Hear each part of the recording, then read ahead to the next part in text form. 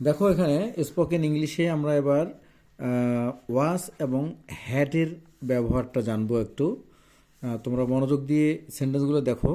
ওয়াস মানে ছিল অর্থে ব্যবহার হয়, ওয়াস শব্দটা ছিল অর্থে ব্যবহার হয় এবং হ্যাটটাও ছিল অর্থে ব্যবহার হয়, কিন্তু বিশাল পার্থক্য। যেমন আমার একটি গাভী ছিল, এখানে আমরা কি লিখব? I had a cow. আমার একটা গাভী ছিল। এখন আমি উপস্থিত ছিলাম, এখানে কি হবে? এখানে আই হ্যাড হবে না, কি হবে? I was present. I was present, আমি উপস্থিত ছিলাম। এখানে পার্থক্যটা হচ্ছে, যখন সাবজেক্ট এর থাকবে কিছু, সাবজেক্ট এর ছিল তখন হবে হ্যাড, আর সাবজেক্ট যখন নিজে ছিল তখন হবে ওয়াজ। ওকে? বাবার একটা বাইক ছিল, তাহলে সাবজেক্ট এর ছিল, সাবজেক্ট এর ছিল মানেই হ্যাড। তাহলে কি হবে? Father had a bike. বাবা ব্যস্ত ছিলেন, সাবজেক্ট নিজে ছিলেন, সাবজেক্ট নিজে ছিলেন মানেই ওয়াজ। তাহলে কি হবে? Father was busy.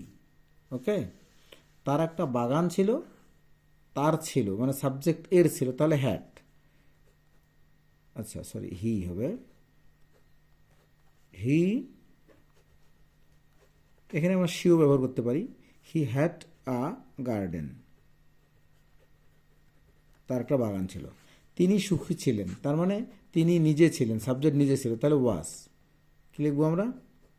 He was happy, তিনি সুখী ছিলেন। তারা ক্লান্ত ছিলেন, সাবজেক্ট নিজে ছিলেন, তাহলে কি? ওয়াজ। ওয়াচের এখানে তারা, তারার জন্য হচ্ছে কি? ওয়ার হবে। দে ওয়ার ক্লান্ত, tired, T I R E D, they were tired. তাদের একটা পরিবার ছিল, তাহলে কী হবে? তারা নিজে ছিল, তাদের ছিল, তাহলে দে হ্যাড আ ফ্যামিলি। বুঝতে পেরেছো আশা করি।